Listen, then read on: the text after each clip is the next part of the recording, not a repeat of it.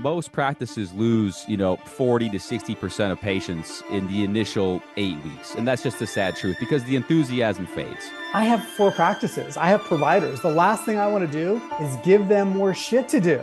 I was like, where is everybody today? They're on their phones. And I'm like, what if we decided to build a mobile app and gamify the patient experience and build the first rewards program for chiropractic patients? What EMBODI actually does. I mean, step by step. I mean, we don't need to know the fee structure and all the we developed all this stuff. But like, what are the outcomes you're able to achieve with this system that you guys have built?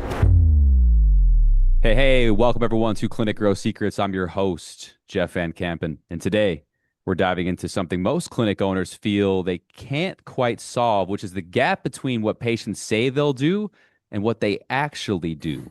My guest today almost went bankrupt in 2003, despite his practices scaling during that time. But that crisis sent him to business school, which we're going to talk about, and ultimately led him to building EMBODI, which is a platform that uses behavioral science and AI to turn patient follow-through into measurable clinical outcomes and practice revenue. On top of that, he also runs 4 clinical locations under Kaizo Health and leads clinical research, including an NIH study, and is teaching chiropractic entrepreneurs how to leverage technology without losing the personal touch. Dr. Jay Greenstein, welcome, sir. What's up, Jeff? Good to have you, man. Thanks for having me be here, man. This is exciting. I'm super excited just to have this conversation with you. I'm really excited to have you, man. Our relationship actually goes back to what was it, a UAC event out in Las Vegas. That was the first time I ever saw you speak on stage in front of people, and I love your passion, and I know you're going to do a great job here explaining what you got going on. And so, as the listeners, they may not know who Dr. J is. So you want to why would they? Right. You're new to them. So why don't we start with a quick 60-second version of who you are and what you built? Obviously, you got the 4 locations. You got EMBODI. You're doing clinical research. Like, connect the dots for us so we can dive straight into the tactics, though. Yeah, absolutely. So DC native, lived here most of my life. Chiropractor, own 4 locations in the DC region. Very much a chiropractic rehab group. We have a sports performance and personal training division of our company as well. As you mentioned, a clinical research institute. And then the 4th company I run is EMBODI, which is a software platform that helps chiropractors improve outcomes and drive practice income through behavioral science and AI. I do a lot of volunteer work in chiropractic, sit on the leadership team for the Future of Chiropractic Strategic Plan, on the Chirotech Consortium for the plan, on the reimbursement work group for the plan, served for the Federation of International Sports Chiropractic for many years on the World Olympian Scholarship Program, went to the Olympics in 2008 to treat international athletes that didn't have access to chiropractic through their national teams, and just love the chiropractic profession. And I'm very blessed that I have an amazing group of people that I work with every single day. Dude, I love it. That's cool that you're in the Olympics. I wasn't in the Olympics. Not in the Olympics, but got to go to the Olympics. Hey, so maybe someday bro, you'll be in the Olympics. That might be one for the kind of the wall, the vision board, if you will. Maybe like the geriatric Olympics at this point. I don't know. Hey, don't short yourself. Don't short yourself. But hey, listen, you've had a wild amount of success. I mean, so much success in that. You're able to run these businesses, still do what you call volunteer work to give back to the profession. But I think it's also extremely important to talk about the trials and tribulations of the journey, and that's really what makes it always relatable to everybody because, it's not like you just came out of nowhere and all of a sudden had all the success with all these companies. In fact, one of the things you mentioned is that, in 2003, your practices were growing, but you had almost gone bankrupt. I want you to go back to that moment for a second. What were the specific patterns you were recognizing? I mean, what ultimately had to change for you to overcome this? One thing that I take great pride in is the clinical care delivery that we provide. And we always have done a great job at taking care of patients. And I just had this idea that we could just open up clinics and we would be successful because my first one was that way, right? We opened up our first clinic and we grew fast. And opening up multiple locations and adding more people just, dramatically increases complexity. And so I did not understand systems. I did not understand process. And because of that, seeing lots of patients and not collecting money, because we're an insurance-based practice, submitting claims and, reimbursement, all that stuff. Just didn't really have a good grasp of that. And therefore we were going bankrupt. We weren't generating the revenue, even though we had lots of business. And so I had to like rethink and relearn what it was going to take to rebuild the business. And so I was with a chiropractic practice manager at the time, and I fired his ass. And then I decided like I was just going to like go outside of chiropractic for my business education. So Wharton, University of Pennsylvania School of Business, had what was called a small business development program. And so I enrolled there. I drove from DC to Philly 2 nights a week after practice, and then on Saturdays for an entire semester, and just kind of relearned what it was going to take to build a business. And that was the best experience. And as I was going back and forth to Philly, I was listening to books on tape. And the first book that I listened to was Jack, Straight from the Gut. Jack Welch at the time had built GE to the largest company in the world. And so I learned about things like Six Sigma, which was literally all about process improvement. So, it was one of those things, Jeff, where what stands in the way becomes the way. My journey of obstacles was really intended to teach me and help me become a better leader, a better person, a better business owner. So I share that story often. So hopefully people can learn and benefit from my mistakes. That's amazing. Are you a fan of, by the way, you a fan of Ryan Ryan Holiday and his Holiday. work? I knew it. I knew it. I knew it. The Oh obstacle is the yeah. way. It's Funny, literally right there on my bookshelf. brother, I'll tell you, remember we were talking about synergies before we started the show about EMBODI? I Yeah. literally, in the last, I'm telling you, in the last 2 weeks, I just finished that book. So Oh, like, I it's a don't game know. changer. It is a game changer because I was going through some tough stuff in the business too. A lot of it was, we were doing okay financially, but the mental was just like, I was like, I can't get anything right. You know what I mean? Like, is Yeah. anything going to Yeah. work in this company ever? And we all feel like Yeah. that at different times as entrepreneurs. So 100%. like, and that's the whole thing is like, if a listener is on the show or listening to this and you're going through it, it's like, get yourself around people, like Dr. J, or who can really help guide you, because it's like, man, I think the biggest thing that we get as entrepreneurs is we feel alone on our journey, and that's just never the case. Yeah, dude, I love that you brought up Ryan's book. It is a phenomenal book, and it's also helped me during other difficult times in running the business. And you are so on point. Like many times as entrepreneurs, we feel alone, and when things are not going well, sometimes it's difficult, even amongst our closest friends, to be like, "Yeah, I'm shit in the pooch right now." Like it's Mhm. not going well, and that does happen, and we all experience that. And maybe just some additional advice that I could give to my to the listeners out there is, you know, if we're all going through it, it's probably okay to be vulnerable and share, especially with your network and your close friends. Like, because if they're really good people, they'll be there to support you. And that's kind of been my experience. When I do go there with people and I do share these tough times, I've just been very blessed to get great advice and great support. So I just encourage people to reach out, to their network, to their core friend group, to their core peer group, and try and get the answers that sometimes we don't have ourselves. Amen to that. The obstacle is the way, but if you could find somebody who's already gone the way to tell you to avoid the obstacle, isn't that a better journey, Exactly. right? Isn't that Absolutely. isn't that a better journey? Isn't that Yeah. that's great. That's amazing there. And so the bulk of why I wanted to have Dr. J on the show. Well, first of all, because he knows what he's doing. He's got 4 locations. He's running businesses. He's in the trenches every day, but he's built something that I think is going to be exciting for a lot of you listening, and that is EMBODI. And so what we found is that most practices lose, 40 to 60% of patients in the initial 8 weeks. And that's just a sad truth because the enthusiasm fades. And I want you to walk us through, Dr. J, what EMBODI actually does. I mean, step by step. I mean, we don't need to know the fee structure and all the, like, oh, we Yeah. developed all Yeah. this stuff, but like, what are the outcomes you're able to achieve with this system that you guys have built? Yeah, we have really strong data, Jeff, and I'll definitely get to that. But I think it is important to maybe hear a little bit of the backstory as to why we even created it. Absolutely. Several years ago, back in 2019, we were looking at our chiropractic practices and we were going through a rebrand, ultimately became Kaizo. And our tagline was rethink, rebuild, restart. And so I said to my team, it's one thing to have like a really cool logo and a new name, but if we're really going to preach this rethink, rebuild, restart thing, why don't we look at our own business first?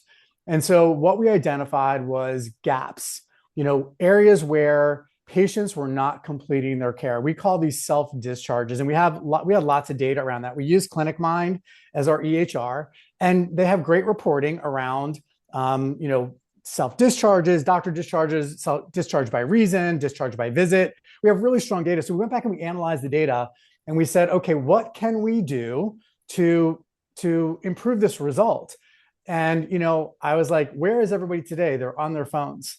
And I'm like, what if we decided to build a mobile app and gamify the patient experience and build the first rewards program for chiropractic patients? And that's what we did. And that product was called Canvas. It was a low-code product. We didn't collect any patient-reported outcomes data, but we launched this product and we looked at the data and we drove statistically and clinically meaningful and business-related improvements in both adherence and revenue. We published 2 studies on that. Go to PubMed, use my last name, you'll see those 2 studies. But large differences in adherence with Canvas users versus non-users, and large increases in revenue, because if patients are coming in for their visits, they're going to drive more revenue. So as we were going through this process, I called a couple of my friends. I was like, hey, I built this product. Do you want to try it? And friend after friend said yes. So we grew that customer base and we used that revenue to build EMBODI, because we wanted to collect healthcare outcomes data as well. Because our goal is not just to improve retention for retention's sake. Sure, providers need to be rewarded, with good revenue by driving retention, but we also wanted to tie that back to outcomes. Because if we can show the general public that if you're a good patient and you stick with your care plan, and you're going to get a better outcome. By the way, we have data on that now too, but that's for maybe another day, because I would go down a rabbit hole. So we built EMBODI, and what we found out is that we ended up building this product that was considered software as a medical device by FDA criteria. So what that means is that any client, any chiropractic practice or other healthcare practice that uses our product could bill for remote therapeutic monitoring codes. There are now 6 codes that providers can bill for because they use our software. What does that mean? Patient has an app. They get all their home exercise through the app. They can schedule and reschedule through the app. There's patient communication strategies, automations, templates, appointment reminders, review reminders, all of those things that are built into the app. But when we're prompting patients to report their outcomes, now the provider is informed of how the patient is progressing in their care journey when they're not in the clinic. Whether that's after a clinic visit or after they do their home exercises, all of that reporting goes back to the provider that they can easily see on a dashboard. And because the patient is reporting their outcomes, they can bill for remote therapeutic monitoring services. So at a high level, that's what we're doing. Now we have data on the back end where we looked at 7 independent practices that were our EMBODI customers, over 4,000 patients, Jeff, and we found that EMBODI users came in 40.48% more visits, and also that drove 36.12% more revenue for EMBODI users compared to non-users. Our data has been so consistent. Our engagement, our gamification program, our rewards program, it's behavioral science, it's behavioral economics. It works. And so our goal is to get patients to complete their care plan, turn into raving fan patients, stay on as wellness patients, and then refer others. That's our goal for our customers, and we're living that dream. It's amazing, man. It's amazing. I think it's so cool how you've combined so many things into this system. You've combined the reality that if a patient commits to the recommendations, they'll get a better result. You've created rewards and incentive systems to have patients stick to the program. And as a result, you can also track what's happening outside the clinic, so the clinic can have other billing codes to bill to get more revenue for the business. Yeah. So it's literally like the triangle of harmonious wins, Yeah, it is. I think Blue Ocean strategy was a kind of a motivator for me. Yeah. I didn't want to compete in a red ocean. And, we also knew the problems based on all the interviews that we did with all the providers out there and their staff. Like, okay, what would be the product that you'd be looking for? And this is what we got. It's a massive thing. You and I both know Stephen Franson. Shout out to Stephen Franson. Oh man, my boy. We love Franson. Love that dude. Yeah, dude. So Franson said something one time that it may not be new to you, but when he told me this years ago, it really smacked me in the face. And I think that I'll tie it back to what you're doing. He said, if you think about it, advertising costs and patient acquisition costs over the period of time could only go one way, which is up. Correct? Yeah. So as a result, what do we have to do as business owners? we have to also then compensate by increasing lifetime value, Exactly. which is a massive point for what you got going on right here. Because if you have a system like yours and you're driving in patients, but you know statistically you're going to get 40% more visits, 40% more revenue, 40% more LTV. Now, if my CAC goes up a little bit, my customer acquisition cost, I'm okay because I already know Absolutely. on the back end that I'm going to be sticky. Absolutely. And that's the goal. And the great thing for us, Jeff, is that we know that when patients adhere and they complete their treatment plans or they move into wellness, they're just going to get better outcomes. They're going to be healthier. So it's like literally a win across the board. And, my belief is that, right now, chiropractic, according to, the last study that was funded by Palmer and that published by Gallup, 14% of the population was seeing a chiropractor at any given time. Like that has to change. And when we get this data out there and we can demonstrate improved outcomes that patients can align with, I know that we can literally move that tipping point a lot closer to where it needs to be so that we're really changing so many more lives because chiropractic is an amazing profession. That's right. That's right. And so like if I as the host, sometimes I'll play the devil's advocate for the sake of Please, why I not, love it. right? So Let's do it. so a practice owner, they're listening to this. They got, let's say, 3, 5 staff members. They're doing well, 700 to 800 grand a year in revenue, right? Single location. They hear about this opportunity of EMBODI, and they think it's a good idea, and they can see the value statistically. But they might think, well, man, that sounds complicated. I got to track Mm-hmm. all this stuff. I got to implement. How does it integrate with my EHR? Walk us through kind of how this works. Yeah, well, we have EHR integrations right now with ClinicMind, and we've got others that are in the pipeline. We've got some big announcements that could be coming very soon. Um, but the whole idea is that we integrate and we build APIs with these EHRs, so there's significantly less work for the provider. So, for instance, when the provider puts the diagnosis into the EHR, the home exercise program, our artificial intelligence automatically populates the entire home exercise progression for the provider. They never have to fill out another stupid exercise sheet or go in and click videos that need to be selected for the patient. Like all that's done. And when the patient reports their outcomes after doing their home exercises, our AI automatically updates and either progresses or regresses the exercises based on how the patients responded to the care. So there is so much less work on the HEP side for the provider. That's just one example of how we use automation and AI to literally make the practice way more efficient. When it comes to billing the RTM codes, all of the data on the back end, all the things that the patients are doing, the provider's doing, all of that is being tracked in the system. So all the provider has to do is go to one screen, see who's ready for billing, do 2 clicks, and they put that information into the EHR and bill it through their EHR. It's like super simple. I have 4 practices. I have providers. The last thing I want to do is give them more shit to do. And if they understand that they're going to keep patients longer and they're going to be able to see how patients are progressing through their care journey, it's a no-brainer. Like it's just a no-brainer because That's it's right. so much harder to attract a new patient than it is to keep them. Right. And I tell the story a lot to kind of bring it around is that, yeah, I don't know if whenever you were a kid in art school, did they ever have you draw a V tree? Do you know what a V No, tree is? no. What's that? The V tree is basically like, I try to give this example for those that are listening on the audio. I'm sorry won't be as fortunate to see my beautiful writing. But basically, if you think about a tree, you have like, it stems, okay?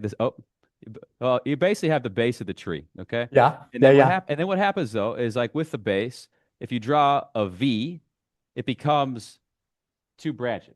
Okay, Yep, you can kind of see it. But if I draw another V, 2 more V's on the side, now I have even more branches. yep. Right? Okay, so what does that mean for us as business owners? That means retention is the game, right? Because every time that somebody sticks for even another like 8, 10, 15, 30 visits, that is like exponential more times to get Yeah. referrals from them. Jeff, the thing for us as healthcare providers, when we think about just the clinical impact, is I would ask the audience, like, how many times have you treated a patient, especially after the first time they've never been to a chiropractor before, which, by the way, according to Gallup, 50% of the population has never seen a chiropractor. So you treat them for the first time, they're skeptical, they're scared, maybe they're sore after the adjustment. That's a common, sequela after their first adjustment, and they're Right. scared and then they don't come back. but you don't know about it until your front desk CA says, yeah, Mary was supposed to come in today. She was adjusted Monday, but she canceled because she wasn't feeling better or she felt worse. But Hmm. now when we prompt patients to report how they feel afterwards, and the provider can respond right away when there's an exacerbation, and there's automations that we've built in. So actually they don't even have to respond because the Yeah. automation does, for Mhm. them. You're saving that patient. And most importantly, it's great for the business, but you're also saving that patient from going down the wrong clinical road, because we know that patients provider hop. So if they leave chiropractic, where else do they go? They go to PT, they go to ortho, they go to pain management. That's literally a dead end street. All of a sudden they're getting diced and sliced and drugged and mugged, and that is not good for them, and it's also not good for the healthcare system. It's not an opinion. Like, that's what the evidence shows. So we want to save patients from making bad decisions. That's the idea. Yeah. So that's so smart too, because it's like basically like if you when you think about it, like when you have a patient that comes in at the beginning, a lot of it is narrative management right away. And so like this Yeah, allows you to have very crystal clear narrative management with real-time feedback and being able to reframe people without them just going unseen, you know? yeah, Because absolutely. because to your point, what's going to happen, like this happens in business, this happens in all areas of life, is that people try something new for a short duration of time. They don't get the results, so they react emotionally, and then what do? Next? They go back into their emotional comfort. So somebody that's doing other things, in terms of medications and pills Exactly. to try to be well and live their life, they just fall back into that because they didn't stick to the plan long enough to see the outcome. Absolutely. And Yeah. the problem also is that we are facing an uphill battle. I know, like, Wilk versus the AMA was a long time ago, but if I was a sociologist, I would literally study this, because we know that there are still, and it's changing for sure. Ever since COVID, I think there's a shift going on where people are way more accepting of chiropractic.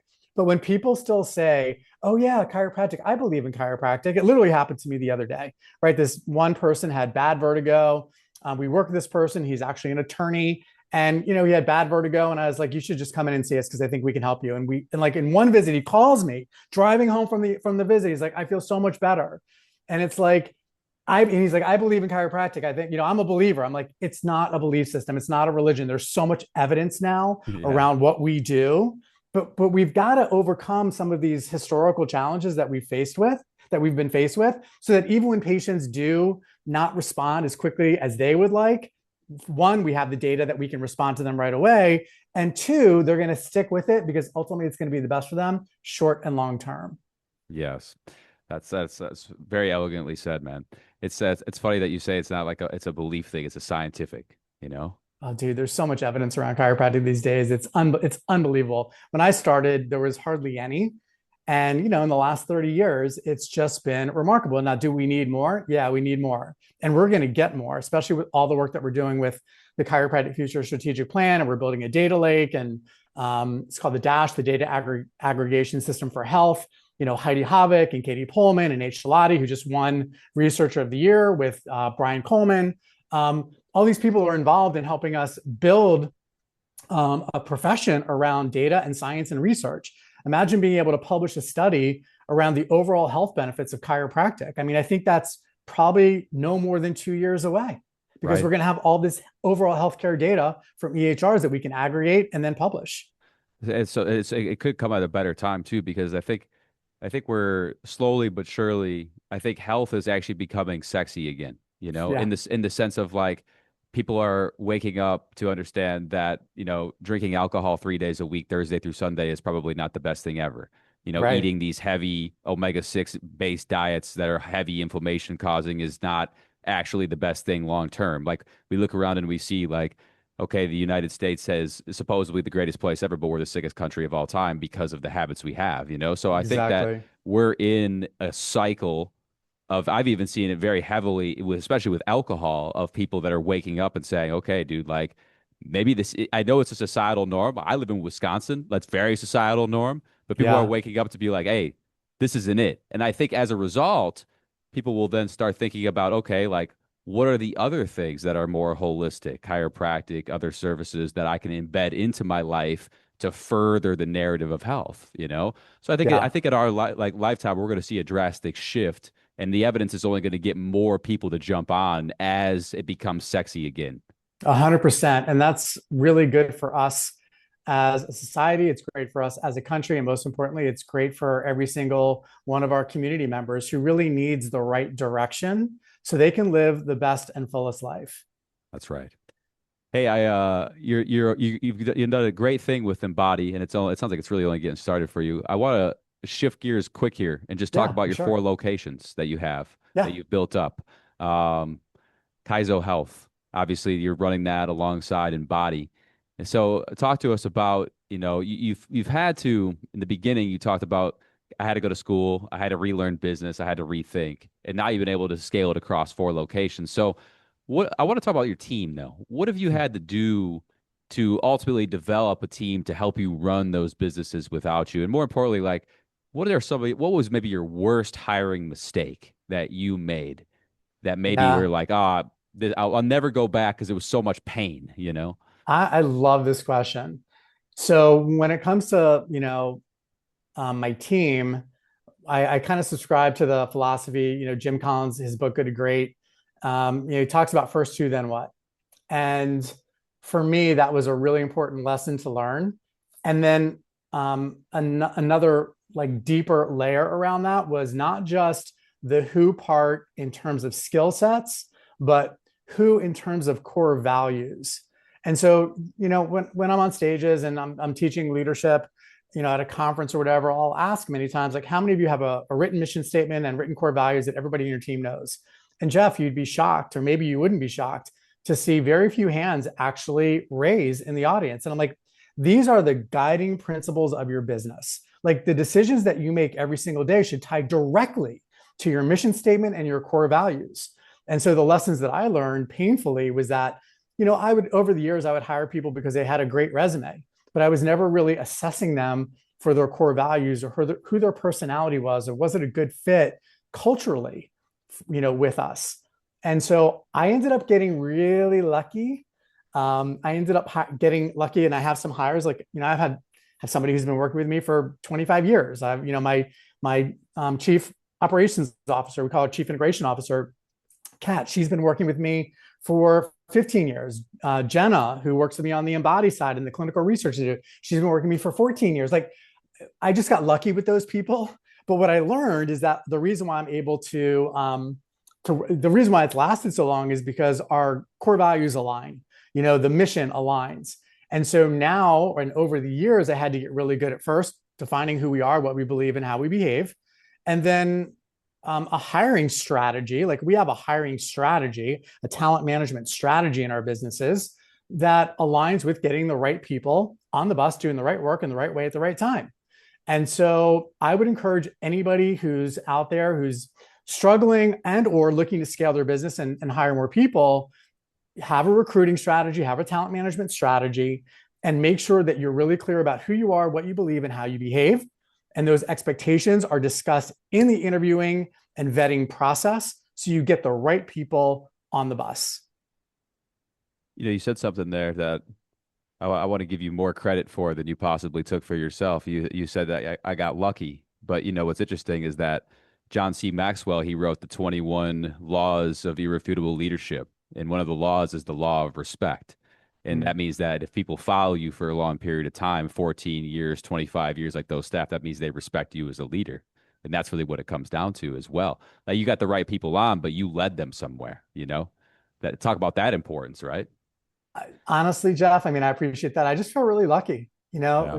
Gratitude is a real thing for me. And I Hmm. just feel very, very lucky, very, very blessed.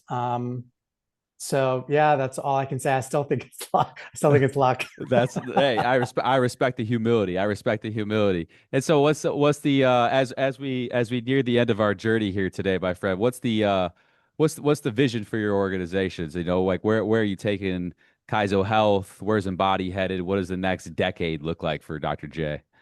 Yeah, a decade is a little hard to predict because life changes pretty rapidly. But I Hmm. will say this, our goal for Kaizo Health is to continue to grow the size of the practices internally. And then we have an acquisition strategy. Like we believe in our culture, we believe in our clinical program. We've got great process infrastructure. And we're looking to scale that impact wider than our four locations. When it comes to EMBODI, I mean, I could talk about that also for a very long time, but I will just say that there is so much of this continuous feedback loop that becomes this bigger and bigger flywheel around behavioral science, gamification, and AI, that it's going to be a monster, and it's going to be something that we expect will create international impact. We've gotten a lot of attention, and I think that attention is just going to grow because of the work that we're doing, not just building a really cool technology, but because of the data and the science behind it. So yeah, super excited. It's amazing, brother. Really Thank glad to you. have you on the show. And for the listeners, you guys all know that I always ask one question to my guests at the very end. That's kind of a hypothetical, but I'll tell you what, I'm going to change it a little bit for you. That I don't. I'll ask you a different question. Okay. So my question for you is, if if you woke up and you didn't have anything anymore, you still had your mind, but you had no businesses, no resources, right?